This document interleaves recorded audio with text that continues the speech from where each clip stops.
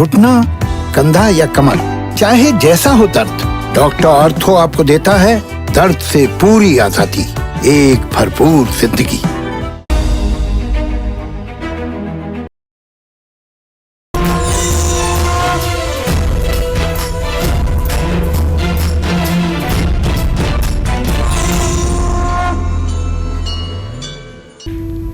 नमस्कार, स्वागत है आप सभी का। आप देख रहे हैं कालचक्र। मैं हूं आपके साथ आशा झा और मेरे साथ एक बार फिर आपके जहन में चल रहे हर एक सवाल का जवाब लेकर उपस्थित हैं प्रश्न कुंडली विशेषज्ञ पंडित सुरेश पांडे जी। बहुत बहुत स्वागत है आपका पंडित जी। क्या सिर्फ गुण मिल जाना सुखी वैवाहिक जीवन की गारंटी है?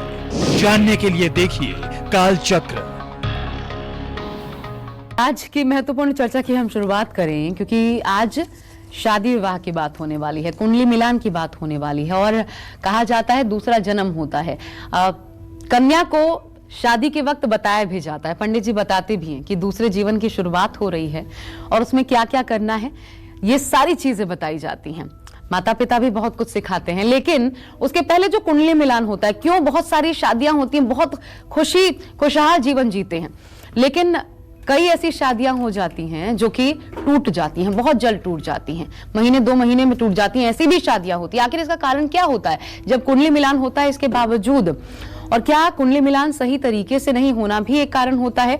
ये भी पंडित जी से जानेंगे। लेकिन इस चर्चा की हम शुरुआत करें उससे पहले एक कॉलर हमारे साथ हैं, आइए उनका सीधा रुख कर लेते हैं। स्वागत है आपका कालचक्र में, अपना प्रश्न पूछिए। जय मां विंध्यवासिनी पंडित जी। जय मां विंध्यवासिनी। बेटा क्या नाम है आपका? मेरा नाम पूजा है जी। और मैंने अपने हस्बैंड के बारे में पूछना है। जी जी। मेरे हस्बैंड का नाम है विकास शर्मा जी। उनकी जन्म तिथि है 8 सितंबर 1972। जी। जन्म स्थान है पटियाला। जी जी। और जन्म का समय है सुबह 10:32। जी। पंडित जी मैं ये पूछना चाहती हूँ, उनका कॉस्मेटिक्स का बिजनेस है, कैसा चलेगा और अपना घर कैसा कब तक बनेगा?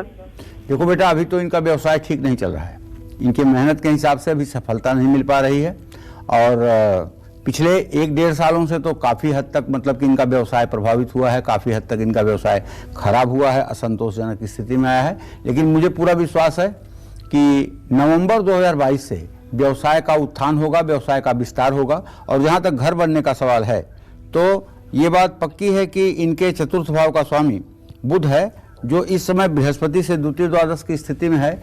जब शनि का गोचर कुंभ राशि में होगा 17 जनवरी 2023 के बाद, तब इनके घर बनने का योग बनेगा। 17 जनवरी 2023 से 25 मार्च 2025 के बीच में इनके अपने मकान का योग बनेगा।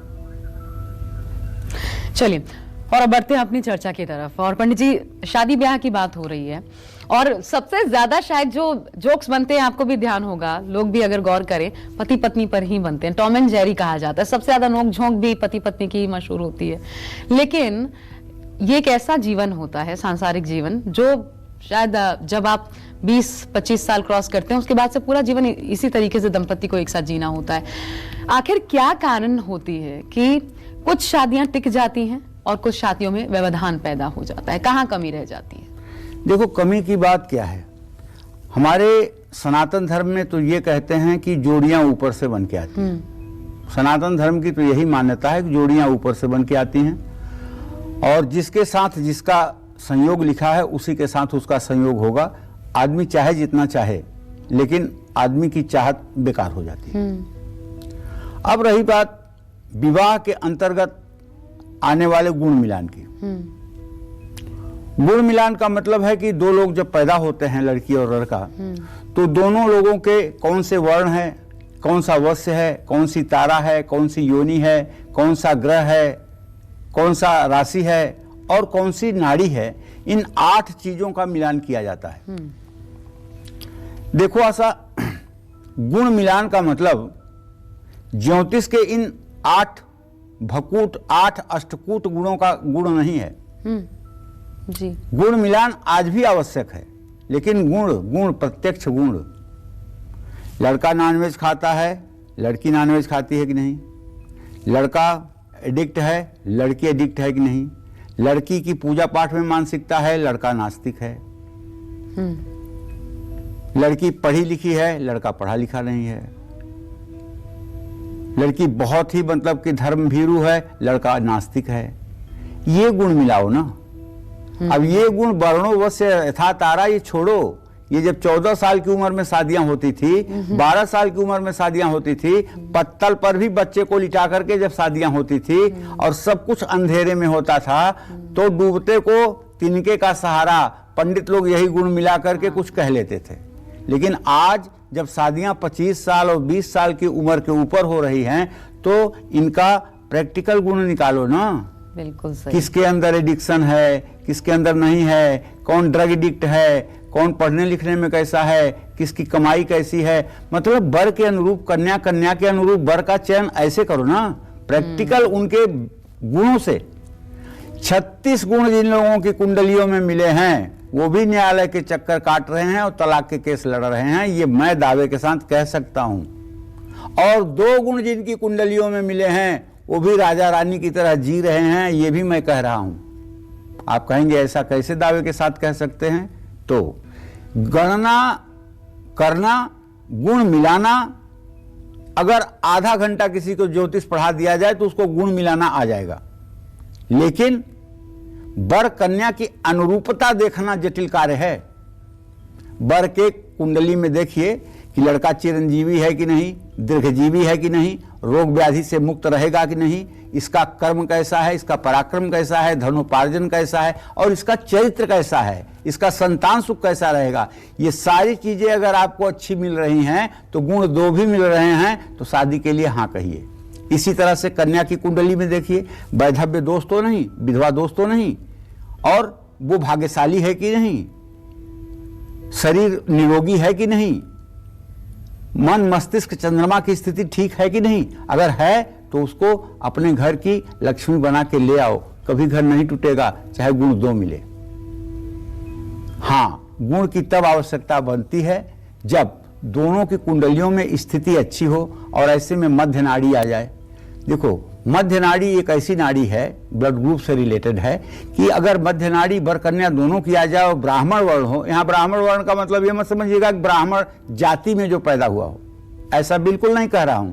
ब्राह्मण वर्ण पैदा होने वाले बच्चे 4 वर्ण में पैदा होते हैं, ब्राह्मण, क्षत्रिय, वैश्य, शूद्र। शूद्र वर्ण का भी बेटा ब्राह्मण वर्ण का हो सकता है अगर ऐसे नक्षत्र में पैदा हो तो आप ये तो दिमाग से निकाल दीजिए कि ये ब्राह्मण वर्ण ब्राह्मण जाति के लिए कह रहे हैं। नहीं, ऐसी बात नहीं है। तो जब वर कन्या में से दोनों में से किसी एक का भी अगर ब्राह्मण वर्ण हो, तो ये नाड़ी दोष अत्यंत अशुभ हो जाता है और ये निश्चित रूप से दोनों के जीवन को प्रभावित करने वाला होता है। तो अब जब गुण मिलान की हम बात कर रहे हैं पंडित जी, तो सबसे पहला सवाल यही, अभी आप समझा भी रहे हैं, उसी में ऐड ऑन कर देती हूँ, गुण मिलान किया क्यों जाता है, क्या क्या देखा जाता है इसमें? देखो, गुण मिलान इसलिए किया जाता है कि गुण मिलान में एक गुण मिलान विवाह के पूर्व की एक परंपरा है। ठीक है, ये भावी दंपति के स्वभाव, गुण, प्रेम और आचार व्यवहार के संबंध में जानकारी हासिल करने को एक मतलब कि जरिया मानते हैं जी। विवाह को एक नए जीवन की शुरुआत माना जाता है और आमतौर पर गुण यानी अष्टकूट कुंडली मिलान विवाह की संभावनाओं का आकलन करके किया जाता है। गुण मिलान में अष्टकूट यानी वर्ण, वश, तारा, योनि, ग्रह मैत्री, ग्रह, भकूट और नाड़ी, इन सब चीजों का मिलान किया जाता है। इसमें से सभी के श्रेणियों को एक और क्रमशः 8 में नंबर दिया गया है। इनके आधार पर कुल 36 गुण मिलते हैं। 1 से 8 तक अगर आप क्रमशः जोड़ लें तो 36 गुण बनेंगे। विवाह के लिए संभवतः 18 गुणों से ज्यादा गुण मिलने पर विवाह की सहमति दी जाती है। 18 गुण सबसे सामान्य, 25 गुण मध्यम और 25 से ऊपर के गुण उत्तम माने जाते हैं। सिर्फ गुण मिलान सुखी वैवाहिक जीवन का गारंटी नहीं है, ये बात ध्यान से रखिएगा। फिर कह रहा हूं आपको, क्योंकि पहले से ही गुण का मिलाना और गुण का मिलान गुणों के आधार पर वश्य, तारा, योनि, कूट, भकूट और नाड़ी, इन सब का मिलान करना अपनी जगह पर है। इस गुण को एक जगह नोट कर लीजिए, लेकिन जन्म कुंडली के ग्रह गोचर को देख करके तब विवाह के आगे आप कहिए। जैसे सबसे पहला तो है वर्ण। वर्ण का मतलब वरस्य वर्ण तो धिका न तस्य बुधे गणे। इसमें कहते हैं लड़की का जो वर्ण हो वो लड़के के वर्ण से ऊपर न हो। लड़के का वर्ण अगर क्षत्रिय है तो लड़की का वैश्य ब्राह्मण वर्ण नहीं होना चाहिए। तो इस तरह से वरस्य वर्ण तो धिका न तस्य बुधे गणे ये बात आती है। मांगलिक अनुकूलता पर प्रकाश डालना है। वश्य से आप निर्धारित करने में समर्थ होंगे। जैसे लड़के का लड़की से वश्य का मेलापक अच्छा है तो उनका जीवन ज्यादा प्रभावी और नियंत्रण में रहने वाला है। और तीसरे नंबर पर आती है तारा। तारा का संबंध लड़का और लड़की के स्वास्थ्य से होता है। और योनि, हर वर्ग की अपनी एक योनि होती है। योनि का विचार किया जाता है। योनि के अनुसार व्यक्ति को शत्रु योनि में विवाह करने से मानसिक स्तर पर मेलापक समाप्त हो जाता है। विवाह में किसी के लिए भी किसी के प्रति आकर्षण योनि के द्वारा ही जाना जाता है। अगर वर कन्या की शत्रु योनि है तो उनमें आकर्षण का अभाव रहेगा। और इसी तरह से अगर देखा जाए तो ग्रहों की स्थिति आती है। ग्रह दोनों दंपतियों के गण की स्थिति आती है। 3 प्रकार के गण होते हैं, राक्षस गण, देवगण, मनुष्य गण। अगर राक्षस गण का लड़का है तो राक्षस गण की लड़की के साथ वैवाहिक जीवन अच्छा होगा। देवगण लड़का है तो मनुष्य गण की लड़की या देवगण के लड़के के साथ अच्छा होगा। लेकिन देव राक्षस से शत्रुता है। तो इस तरह से ग्रह मैत्री को भी देखना चाहिए। 12 राशियों के जो ग्रह हैं वो आपस में मैत्री हैं कि नहीं, और 12 जो राशियां हैं ये आपस में अनुकूल हैं कि नहीं हैं, ये भकूट कहलाता है। इसमें 7 नंबर गुण होता है। इसी तरह से नाड़ी, नाड़ी आदि नाड़ी, अंत नाड़ी, मध्य नाड़ी, 3 प्रकार की नाड़ी होती है। वर कन्या की एक नाड़ी होने पर 0 गुण मिलता है और वन कन्या की विपरीत नाड़ी होने पर 8 गुण मिलता है। लेकिन ध्यान रखिएगा, वर कन्या की अगर एक ही नाड़ी हो और दोनों का नक्षत्र भी एक हो और लेकिन चरण भिन्न हो तो यहाँ पर संख्या 8 मान ली जाती है और ये विवाह के योग्य बात मानी जाती है। जी एक बार फिर कुंडली मिलान में भकूट और ये जो अभी आपने बताया नाड़ी मिलान, ये करना कितना महत्वपूर्ण होता है ये बता दीजिए। देखिए, भकूट का मतलब है 2 राशियां। हम तो भकूट को इग्नोर करते हैं बहुत तगड़े में। अच्छा। हम अपनी व्यक्तिगत बात बता रहे हैं, भकूट को तो हम लेते ही नहीं है। अगर ग्रह मैत्री अच्छी है, नाड़ी का दोष नहीं है तो भकूट ऐसे तैसे में जाए, उसकी चिंता नहीं हमको करनी चाहिए भकूट की। भकूट माने 2 राशियां, भकूट, भ माने पूरा अंतरिक्ष, कूट माने पूरी राशियां से आच्छादित ये पूरा विश्व है ना। तो दोनों राशियों का संबंध कैसे है, नवम पंचम है, तृतीय एकादश है, परस्पर छठी आठवीं है, कैसी स्थिति है उसके आधार पर भकूट का मिलान होता है। अगर 25 से कम नंबर मिल रहे हैं तब भकूट को देखिए, अगर 25 से ऊपर नंबर मिल रहे हैं तो भकूट को मत देखिए। और नाड़ी की जहां तक बात है तो नाड़ी तो आपको देखना ही पड़ेगा। अगर मध्य नाड़ी है, अंत नाड़ी है, आदि नाड़ी है तो इसके बारे में तो सोचना ही पड़ेगा, देखना ही पड़ेगा। नाड़ी अगर एक है तो विवाह का रिस्क नहीं लेना चाहिए, क्योंकि प्रैक्टिकल जीवन में जो मैंने देखा है उसके आधार पर एक नाड़ी के लोगों का वैवाहिक जीवन कभी सफल नहीं होता है। इसलिए नाड़ी से बचना चाहिए। लेकिन नाड़ी का एक परिहार है, अगर वर कन्या दोनों में से कोई ब्राह्मण वर्ण का है तभी नाड़ी दोष उतना प्रभावी होगा। अगर मानो दोनों शूद्र वर्ण के हैं, क्षत्रिय वर्ण के हैं, वैश्य वर्ण के हैं तो निसंदेह ये नाड़ी दोष निष्प्रभावी हो जाएगा। तो मतलब नाड़ी दोष नहीं करना चाहिए या कुछ परिस्थितियों में किया जा सकता है इसमें शादी? अब तो कह रहा हूं ना, जन्म से जाति का कोई मतलब नहीं है। जो व्यक्ति जिस वर्ण में पैदा हुआ है उसके आधार पर अगर ब्राह्मण वर्ण में वर कन्या पैदा हुए हैं तो उनको नाड़ी दोष लगेगा, और दूसरे वर्ण में अगर पैदा हुए हैं तो कुछ विद्वानों का मत है कि नाड़ी दोष नहीं लगेगा। ठीक है। इसी तरह से अगर 25 गुण से ज्यादा गुण बनते हैं तो अगर जन्म कुंडली में मांगलिक दोष एक के है दूसरे के नहीं है तो भी मांगलिक दोष का भी दुष्प्रभाव जो है वो कम हो जाता है। अच्छा, एक होता है गोत्र पंडित जी, मंगोत्र समगोत्र हाँ। ये कहा जाता है, इनमें शादियां कितनी मान्य या अमान्य होती हैं? अगर अब देखो, अब ये बात तो बहुत इस समय विस्तार कर गई है। पहले जब शादियां गांव कुनबे में और 2-4-10 किलोमीटर के अंतर्गत होती थी तो पता लगता था कौन आदमी कौन से वर्ण का है, कौन सी राशि है, क्या उसका शाखा है, क्या उसका सूत्र है, सब पता चलता था, क्या प्रवर है। आज शादियां मतलब हजार किलोमीटर की दूरी पर हो रही हैं और आज शादियों में लोग ये देखते हैं कि हमारी लड़की सुखी कैसे रहेगी, इस बात का ध्यान ज्यादा है लोगों को।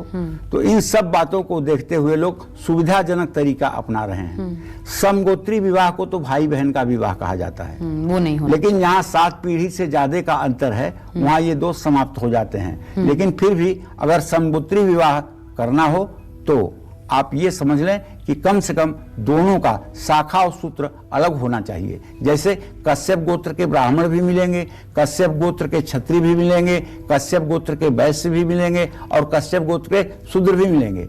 तो ये जरूरी नहीं है कि दोनों का मिलापक एक जैसा होगा।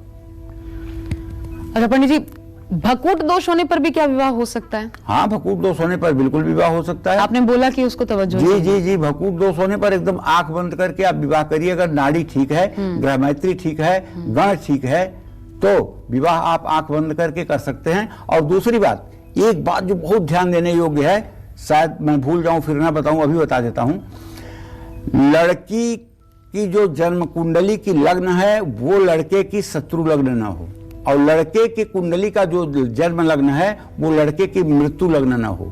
इतना ध्यान रखिएगा, नहीं तो सारी कुंडली मिलाना फेल हो जाएगा और परिणाम दुखदायी होगा। क्या कुंडली मिलान आपको सही जीवन साथी चुनने और शादी के बाद एक सुखी वैवाहिक जीवन में हेल्प करता है? इसी से जुड़ी जरूरी जानकारी आज आपको दे रहे हैं पंडित जी। अपनी चर्चा को चलिए अब आगे बढ़ाते हैं, बात करते हैं मांगलिक दोष की। बहुत बार आप सुनते हैं मांगलिक दोष, तो क्या मांगलिक दोष हमेशा अमंगल ही करता है? पंडित जी, इसकी सच्चाई क्या है? मांगलिक दोष एक तो होता क्या है, कैसे प्रभाव डालता है कि लोग सोचते हैं अगर किसी को मांगलिक दोष है तो इससे शादी नहीं की जा सकती? ऐसा है ना, मंगल ग्रह की स्थिति से मांगलिक दोष का अनुमान लगाया जाता है। हमारे शास्त्रों में कहा गया है इन 36 गुणों के मिलान के अलावा कुंडली में मांगलिक दोष पर भी बहुत गंभीरता से विचार किया जाता है। कुंडली में मांगलिक दोष होना आम बात है। लगभग 67% लोग मांगलिक दोष के शिकार होते हैं, लेकिन कुछ भावों में मंगल की उपस्थिति के गंभीर परिणाम होते हैं। जैसे कुंडली में मांगलिक दोष निरस्त होने के भी कई योग हो सकते हैं। किसी कुंडली में जैसे लग्ने व्यय च पाताले जामित्रे चाष्टमे कुजऊ भर्ता पत्नी विनाशाय पत्नी भर्ता विनाशकृत। इसका अर्थ यह है कि यदि जन्म कुंडली में आपके मंगल पहले भाव में, चौथे भाव में, 7वें भाव में, 8वें भाव में और 12वें भाव में हो तो मांगलिक दोष बनता है। कुंडली मिलान में मंगल दोष का विचार बहुत महत्वपूर्ण है। विवाह में अगर मांगलिक दोष का विचार न किया जाए तो वैवाहिक जीवन में बहुत ढेर सारी समस्याएं आती हैं। श्लोक तो यही कहता है पत्नी भर्ता विनाशाय। पत्नी यदि मांगलिक है और वर मांगलिक नहीं है तो वर समाप्त हो जाएगा। भर्ता पत्नी विनाशकृत, और यदि पति मांगलिक है और पत्नी मांगलिक नहीं है तो पत्नी मर जाएगी। ये तो शास्त्र कहता है। लेकिन एक बात और ध्यान रखिएगा, मंगल के बहुत से परिहार हैं। जैसे अगर नीच राशि का मंगल किसी की कुंडली में है या अस्त मंगल है तो मांगलिक दोष समाप्त हो जाता है। जहां 4 लिखा हो आपकी कुंडली में, अगर वहां मंगल लिखा है तो आपको मांगलिक दोष नहीं होगा। और सूर्य के साथ मंगल हो और मंगल सूर्य के डिग्री में 9 डिग्री का अंतर हो तो भी मांगलिक दोष समाप्त हो जाता है।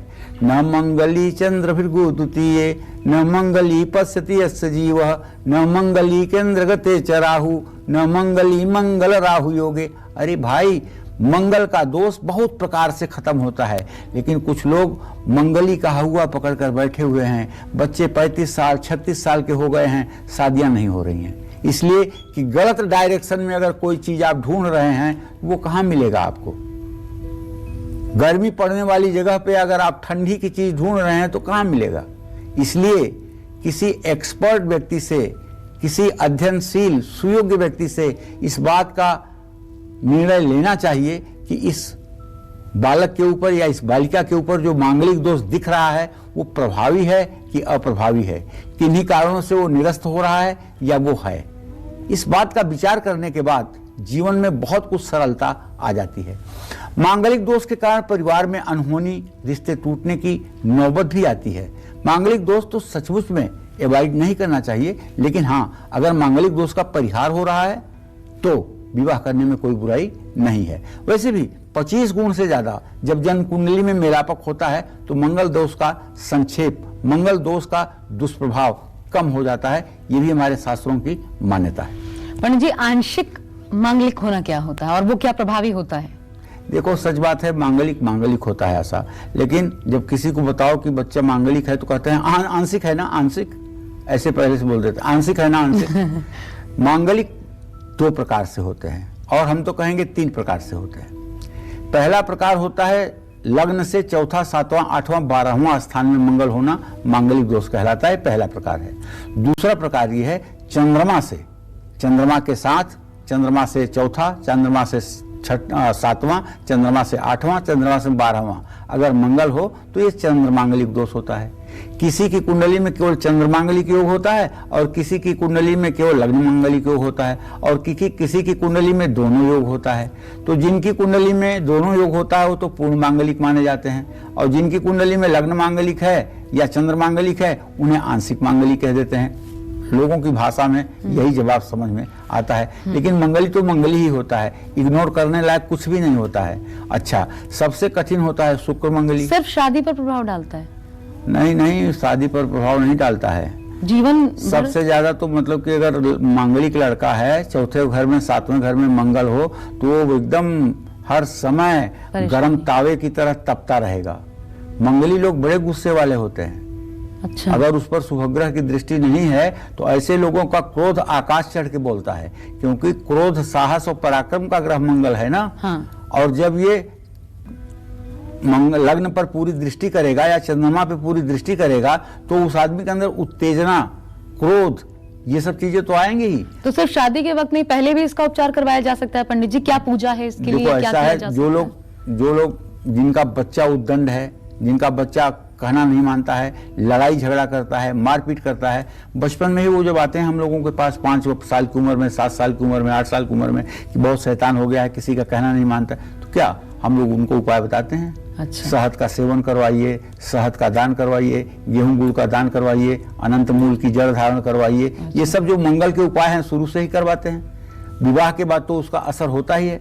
अच्छा। लेकिन विवाह के बाद अगर दोनों मांगलिक हैं तो ये असर निस्तेज हो जाता है, समाप्त हो जाता है। ये और पेड़ से शादी की आखिर क्यों? देखो, पेड़ से शादी मांगलिक दोष में कोई फायदा नहीं करता है। अच्छा। जिन कन्याओं की कुंडली में वैधव्य दोष होता है, विधवा दोष होता है, उनका पेड़ से विवाह कराना चाहिए। अच्छा। जैसे अगर किसी लड़की के कुंडली के 7वें भाव का मालिक, 7वें घर का विवाह भाव का मालिक धन भाव में बैठा हो तो वो लड़की विधवा होती है और ये वैधव्य योग कहलाता है।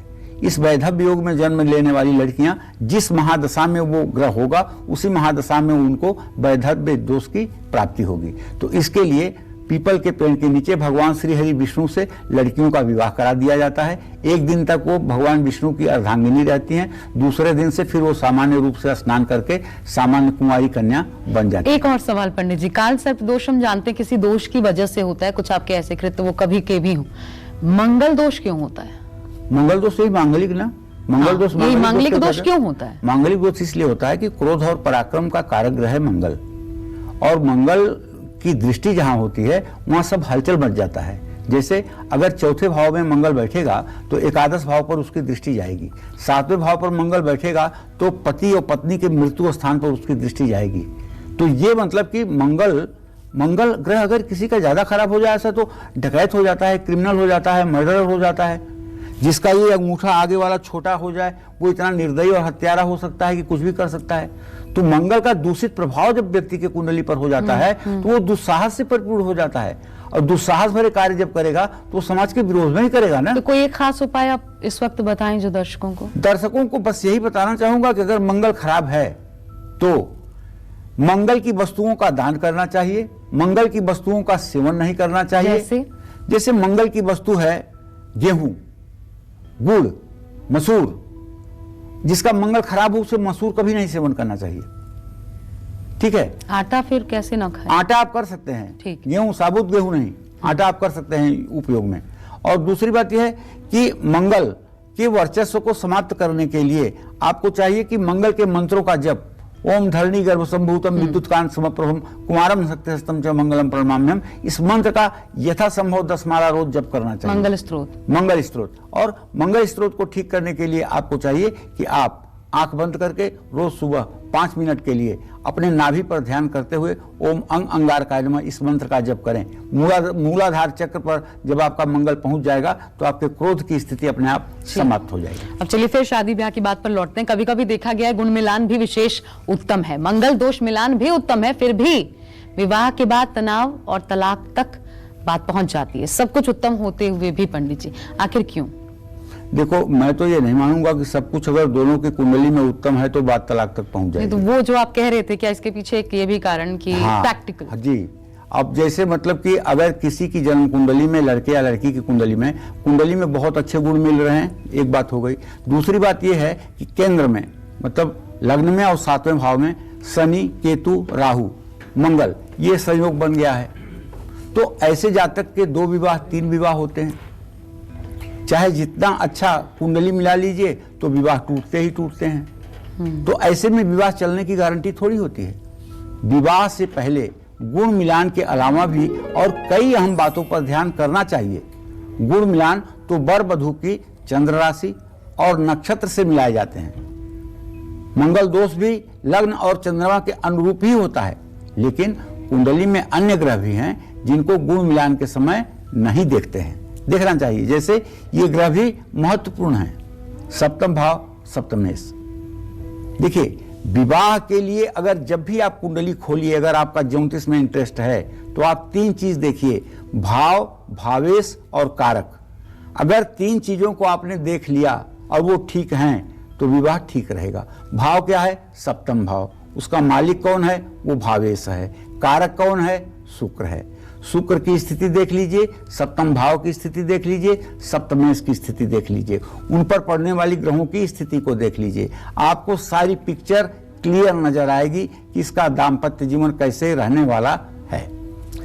दाम्पत्य सुख के लिए इन सब चीजों का महत्व तो बहुत बढ़ जाता है। 7वां भाव साझेदारी का भी महत्व होता है। 7वां भाव से प्रश्न कुंडली में साझेदारी का भी विचार किया जाता है। ऐसे में 7वें भाव में कोई पापक ग्रह नहीं होना चाहिए। 7वें भाव के अधिपति को सप्तमेश कहा जाता है।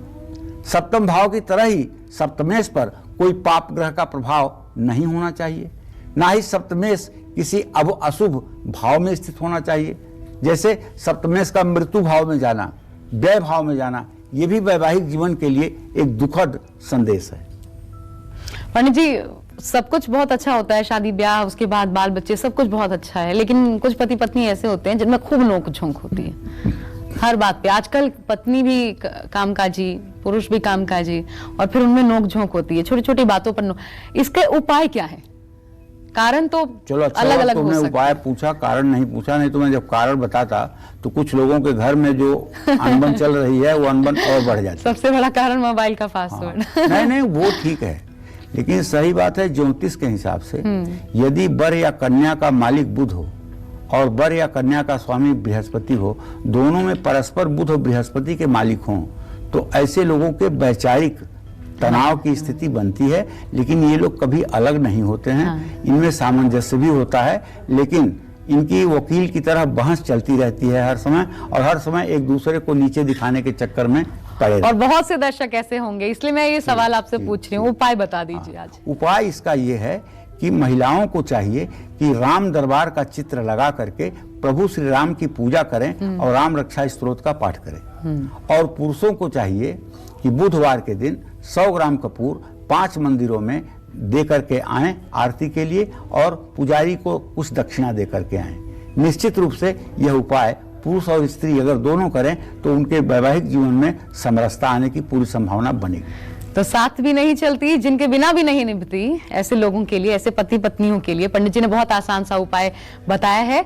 इस उपाय को जरूर अमल में लाइए, आपको लाभ हो, यही कामना करते हैं। गुण मिलान के अलावा अब कुंडली के किन भावों पर गौर करना बहुत ज्यादा जरूरी होता है, ये भी समझ लीजिए अगर आप भी अपने बच्चे के शादी ब्याह के बारे में सोच रहे हैं। पंडित जी, कौन कौन से भावों को सोचना जरूरी है? देखो, गुण मिलान के अलावा कुंडली का द्वादश भाव और द्वादशेश देखना भी बहुत जरूरी होता है। द्वादश भाव का मतलब कि व्यय भाव, द्वादशेश माने कि खर्चे का मालिक। द्वादश भाव को दाम्पत्य सुख के लिए अहम माना जाता है, क्योंकि ये सप्तम से छठा है और लग्न से 12वां है। तो ऐसे में द्वादश भाव को सैया सुख का भाव माना गया है।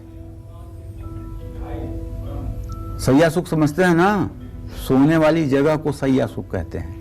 द्वादश भाव और इसके अधिपति द्वादशेश पर किसी भी प्रकार के पाप ग्रहों का प्रभाव दाम्पत्य सुख का नुकसान करता है।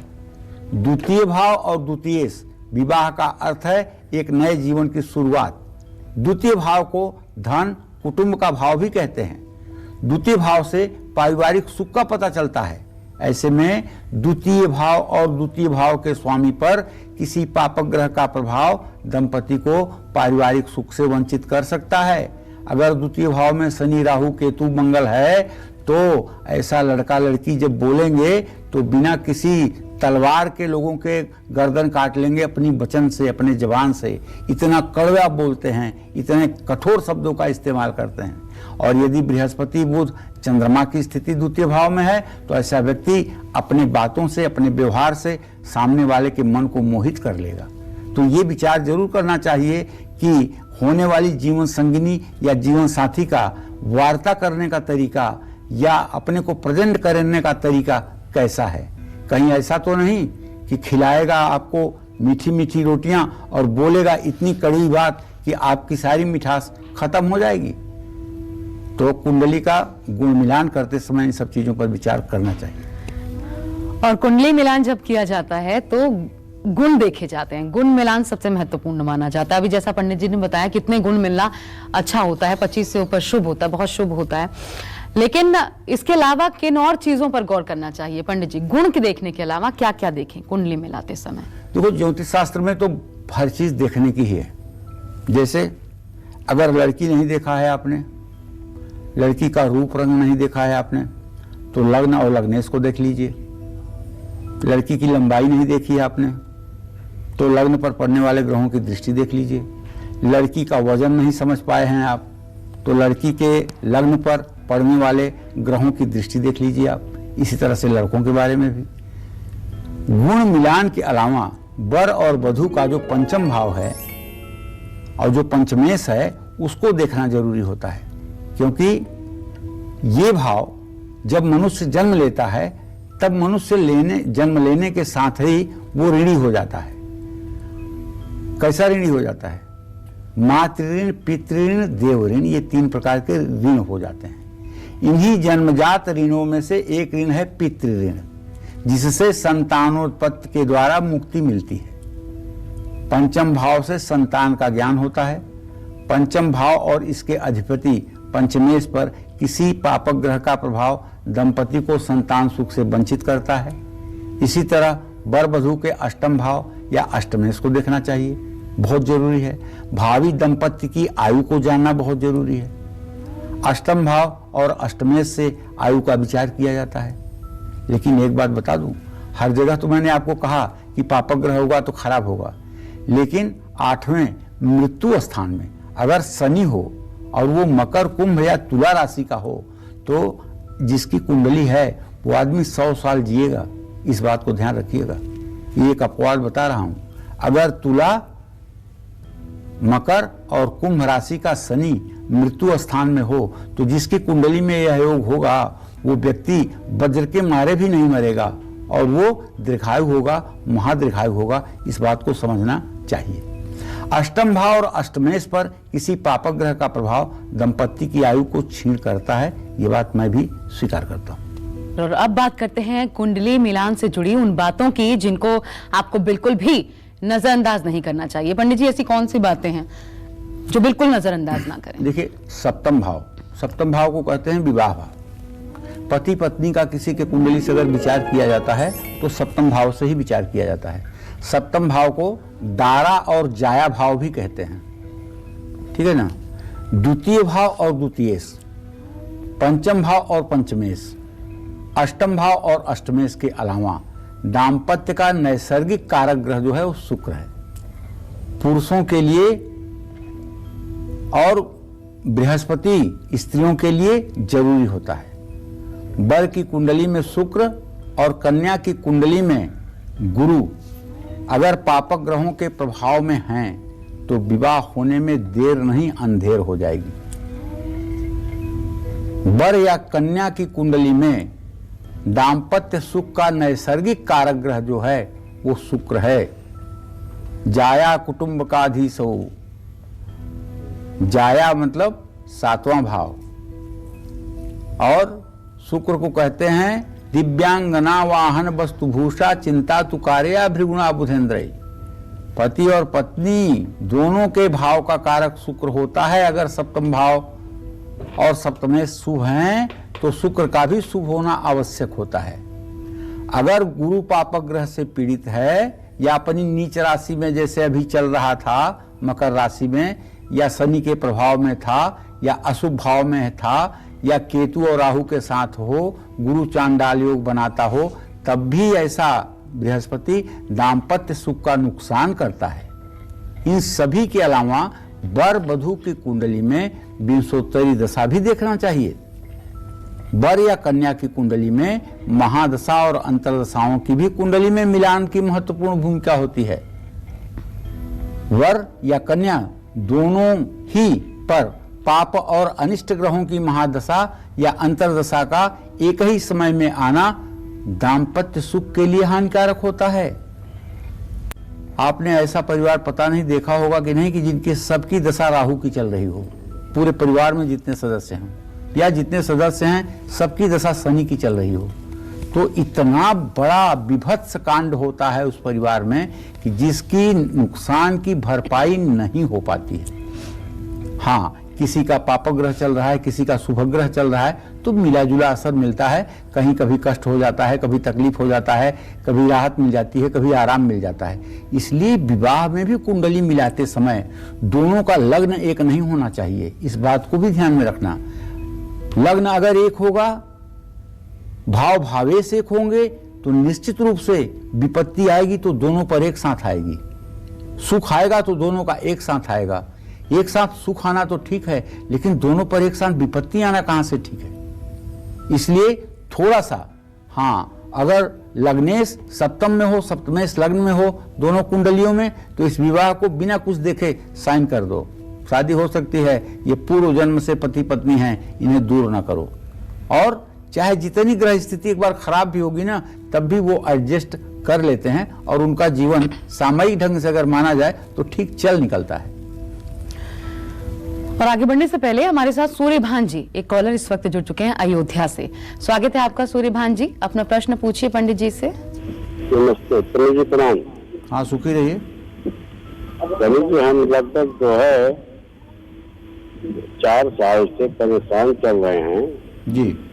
बीमारी पीछा नहीं छोड़ रही है जी। आप कितने साल के हैं? 67। जी जी जी जी।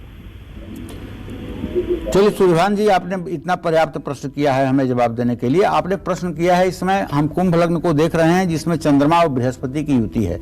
चंद्रमा 6ठे भाव का स्वामी होकर के यहाँ बैठा हुआ है। ऐसे लोगों को विकार, रक्त विकार होता है, खून से संबंधित बीमारी, अस्थमा से संबंधित बीमारी, लीवर से संबंधित बीमारी होती है। और ये बीमारियां जल्दी ठीक होने का नाम नहीं लेती हैं। लेकिन मुझे विश्वास है कि अगर किसी शिवालय में आप लगातार 40 दिन जा करके जल, दूध, शहद और बेलपत्र से भगवान शिव का पूजन करना शुरू करें और महामृत्युंजय मंत्र का 10 माला रोज जप करें तो शीघ्र ही आप स्वस्थ हो सकते हैं। जारी है विवाह स्पेशल कालचक्र। स्वागत है आपका। ब्रेक के बाद, क्या आपकी शादी में देरी हो रही है? क्या आपके लिए मनचाहा रिश्ता नहीं आ रहा है? क्या हर बार बात बनते बनते बिगड़ जाती है? तो कौन से उपाय आपकी हर उलझन को सुलझा सकते हैं पंडित जी? क्योंकि कई बार अच्छे लड़के लड़कियां, सब कुछ अच्छा है, फिर भी बात नहीं बन पाती है। क्या कारण होता है? ये तो देखिए प्रारब्ध से कारण होता है और विवाह में प्रतिबंध योग होता है, तभी ऐसा देखा गया है। अगर ज्योतिष की बात करूं तो वर या कन्या की कुंडली में अगर शुक्र अस्त हो तो विवाह में बड़ा विलंब होता है, और अगर लग्नेश और सप्तमेश ये पापक ग्रहों से दृष्ट या युत हों तब विवाह में प्रतिबंध योग होता है। 7वें भाव का बृहस्पति पापक ग्रह से देखा जाए तब विवाह प्रतिबंध योग होता है। ऐसे में मंगल दोष के कारण भी विवाह में प्रतिबंध होता है। तो मंगल दोष के कारण अगर विवाह में देरी हो रही है तो ऋण मंगल स्त्रोत का हर रोज पाठ करना चाहिए। सौभाग्य अष्टोत्तर सप्ताम स्त्रोत का भी पाठ करना चाहिए। मंगल यंत्र की विधि पूर्वक स्थापना अपने पूजा स्थान में करना चाहिए। सौंदर्य लहरी शंकराचार्य द्वारा लिखित एक गीत है जिसको आप श्लोक संख्या 1 से 27 तक पाठ कर सकते हैं। उसका एक श्लोक हम आपको बताएं सौंदर्य लहरी का। मुखे ते तांबूलम नयन युगलेक जलकला ललाटे कश्मीरम बिलसति गले भौक्तिकलता सूरत कांची साटी पृथुकटि तटे हाटकमयीं भजामि त्वाम गौरी नगपति किशोरी मविरतम। आज जगत गुरु शंकराचार्य को मां पार्वती ने दर्शन दिया था एक खोड़सीय 16 वर्षीय युवती के रूप में, और आद्य जगत गुरु शंकराचार्य मतलब कि अद्वैतवाद को मानते थे। तो उनको जब वहां से माता का आभास हुआ तब उन्होंने कहा कि भजामि त्वाम गौरी। अंत में वो जान गए कि ये गौरी हैं। भजामि त्वाम गौरी नगपति किशोरी मविरतम। हे नगपति हिमालय की पुत्री, हे किशोरी, हे गिरिराज की कन्या, हे भगवान शिव की अर्धांगिनी, मैं आपको साष्टांग प्रणाम करता हूँ। तो सौंठ, सौंफ, मौलिसरी के फूल, लाल चंदन समान मात्रा में पानी में मिलाकर मंगलवार को स्नान करना चाहिए। अगर विवाह में देरी हो रही है तो और भी कई उपाय किए जा सकते हैं, जैसे रामचरितमानस में शिव पार्वती विवाह का प्रसंग 11 सोमवार पढ़ना चाहिए। विवाह में देरी हो रही है तो गणेश रुद्राक्ष धारण करना चाहिए। कनक धारा स्त्रोत का 21 पाठ 90 दिनों तक करना चाहिए। हर रोज तुलसी के पौधे में जल डालना चाहिए। अपने बेडरूम में राधा कृष्ण की एकदम प्यारी सी तस्वीर लगानी चाहिए। पत्नी को पति के बाईं ओर ही सोना चाहिए। अपने बेडरूम में गहरे रंगों का प्रयोग ना करें। पति या पत्नी इत्र का प्रयोग जरूर करें। शुक्रवार को देवी को सफेद मिठाई का भोग लगाएं और शुक्रवार को खट्टी चीजों का सेवन बिल्कुल करने से बचें। जय मां विंध्यवासिनी। हमारे साथ सुषमा जी हरियाणा से कॉलर इस वक्त हैं। स्वागत है आपका सुषमा जी, अपना प्रश्न पूछिए। हाँ जी, प्रणाम पंडित जी। हाँ, सदा सुखी सुषमा जी। पंडित जी मतलब मैं अपने बेटे के बारे में पूछना चाहती हूँ जी। उसका जन्म डेट है 5 जुलाई 90 जी। उसने शादी में देरी हो रही है और कोई सरकारी नौकरी का कोई भी मतलब उसका ये नहीं है। ठीक है, सरकारी नौकरी मिलने का तो प्रश्नकाल से भी योग नहीं दिखाई दे रहा है, और जब तक वो कहीं अपने रोजगार परक नहीं हो पा रहे हैं तब तक विवाह होने की संभावना भी क्षीण बनी हुई है। इनके विवाह की संभावना नवंबर-दिसंबर 2021 से होगी, लेकिन आप अपने बेटे से कहें कि इनके लिए ज्यादा अच्छा होगा कि ये कोई व्यवसाय करें। व्यवसाय करना इनके हित में होगा। सरकारी नौकरी का योग नहीं है, प्राइवेट सेक्टर में नौकरी के लिए प्रयास करें तो सफलता मिल सकती है। प्रिया बिहार से एक और कॉलर हैं। स्वागत है प्रिया जी, अपना प्रश्न पूछें। हेलो। हाँ बोलो प्रिया। प्रणाम पंडित जी। सुखी रहो बेटा। पंडित जी, मुझे अपने करियर के बारे में पूछना था ना कि हाल ही फिलहाल मेरा रिजल्ट निकला ना तो अच्छा नहीं था। हालांकि उतना मेहनत हमने की, पता नहीं आगे क्या, मतलब कुछ सोचते हैं लेकिन कर नहीं पाते हैं। और सोचते हो कर नहीं पाते हो, इसका मतलब कि प्लानर पॉइंट तो ठीक है, क्रिएटिव पॉइंट आपका ठीक नहीं है। इसका मतलब है कि आपको सूर्योदय के समय उठना चाहिए, स्नान करना चाहिए, सूर्य को जल देना चाहिए और कम से कम 108 बार गायत्री मंत्र बोलना चाहिए। जब तक आपका क्रिएटिव पॉइंट एक्टिवेट नहीं होगा तब तक केवल मन में सोचने से कुछ नहीं होगा। ठीक है, तो आप सूर्योदय के समय उठिए, सूर्य को अर्घ्य दीजिए और उसके बाद में 108 बार गायत्री मंत्र का जप करिए। जब भी अशुद्ध अवस्था में रहें तो ना करें, वरना इस उपाय को आप करिए 6 महीने के अंदर आप देखिए आपकी कैसे पढ़ाई में रुझान बढ़ती है और कैसे सारी सफलता आपको मिलना शुरू होती है। अब कार्यक्रम के समापन का वक्त है, लेकिन उससे पहले पंडित जी एक बात आपने कही थी और इसी कार्यक्रम में क्योंकि कही तो जान लेना चाहती हूँ जाने से पहले। पितृ मातृ ऋण पता है, देव ऋण क्या होता है? देवताओं के यज्ञ आदि क्रिया का जो कार्यक्रम होता है, जो हव्य कव्य देवताओं को प्राप्त कराया जाता है, जो यज्ञ आदि क्रिया होती है, वो सब मतलब कि देव ऋण है, वो देव ऋण है। जन्म से ही होता जन्म से ही होता और है। कैसे उतारा जाता? यही जनेऊ, 3 धागे का जनेऊ इसी चीज का तो संकेत है। अच्छा। ये 3 ऋण है जनेऊ के हिसाब से। जब सन्यासी सन्यास ले लेता है तो जनेऊ पहनना बंद कर देता है, उसके 3 ऋण पूरे हुए नहीं हुए उससे कोई मतलब नहीं। सन्यासी सन्यास लिया तो जनेऊ निकाल के बाहर कर देता है। अच्छा, और जो जनेऊ नहीं धारण करते? जो जनेऊ नहीं धारण करते हैं वो महान है। जनेऊ तो उन्हीं को धारण करना चाहिए जो मतलब कि भगवान श्री हरि विष्णु का भजन यजन करते हैं। जनेऊ तो धारण करना ही चाहिए। जनेऊ, शिखा, चंदन, ये कुछ ऐसी चीजें हैं जिन्हें धारण करना ही चाहिए। नहीं करते हैं तो क्या क्या कर सकते हैं। लेकिन देव ऋण के साथ आजीवन जी, व्यक्ति रहता है। जी। शुक्रिया आपका पंडित जी धन्यवाद। इस कार्यक्रम में शामिल होने के लिए। उम्मीद करते हैं विवाह स्पेशल कालचक्र आपको जरूर पसंद आया होगा। कल एक नए विषय के साथ दोबारा आपकी परेशानियों को दूर करने के लिए ढेरों उपाय लेकर फिर उपस्थित होंगे। फिलहाल के लिए पूरी टीम को आज्ञा दीजिए और देश दुनिया की खबरों के लिए आप देखते रहिए News 24। नमस्कार। खास जड़ी बूटियों से बना पेट सफा आयुर्वेदिक चूर्ण आज ही ले आएं। पेट सफा पहली रात से ही असर दिखाता है और इसकी आदत भी नहीं पड़ती। पेट सफा हर रोग दफा।